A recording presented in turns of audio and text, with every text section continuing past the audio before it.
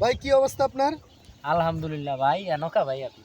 ভাই দেখতে দেখতে এইদিকে ঘুরতে আসলাম তো, তাই হঠাৎ করে এদিকে আসা। তো এগুলা কি লাগাইছেন ভাই? আর ভাই একটু টমেটো চাষ করছি, কয়েকটা গাছপালা লাগাইলাম তো আর ভাই কি। এই রাস্তার সাথে কেউ টমেটো গাছ লাগায়? আর ভাই এটা তো রাস্তা, পাশে খাল, এই পাশে ক্ষেত, তাই এখন চাষবাস করে তো খাইতে হবো। সবকিছু সবজির যে দাম বোঝেনি তো।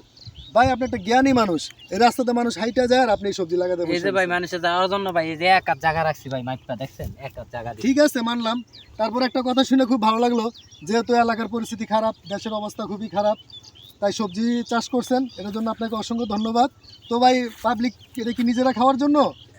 অল্প একটুখানি করছি, বেশি করি নাই, নিজেরাও খাইতে পারবো, কিছু বিক্রি করবো। আপনাদের জন্য আছে দর্শক, আপনার ফেসবুক ফ্রেন্ড যারা আছেন তাদের জন্য দেওয়া হবে। দয়া করবেন যেন ভালো ফসল হয়। দেখতে তো আছেন সবজির কি দাম, যাদের দরকার অবশ্যই একটা কমেন্ট করবেন যে ভাই আমার লাগবে, আপনাকে পৌঁছায় দেওয়া হবে নিজ দায়িত্বে। যাক ভাই অসংখ্য ধন্যবাদ। উনি সবজি করছেন, পাবলিকের জন্যও করছেন, নিজের জন্যও করছেন। তো আপনারা ওনাকে অবশ্যই নক করবেন যদি কারো সবজির প্রয়োজন পড়ে, যেহেতু এখনও ছোট, বড় হয়ে যাবে, যখন ধরবে তখন অবশ্যই বাজারজাত করবে। তো অবশ্যই তার থেকে নেওয়ার চেষ্টা করবেন, স্বল্প মূল্যে আপনারা পাবেন।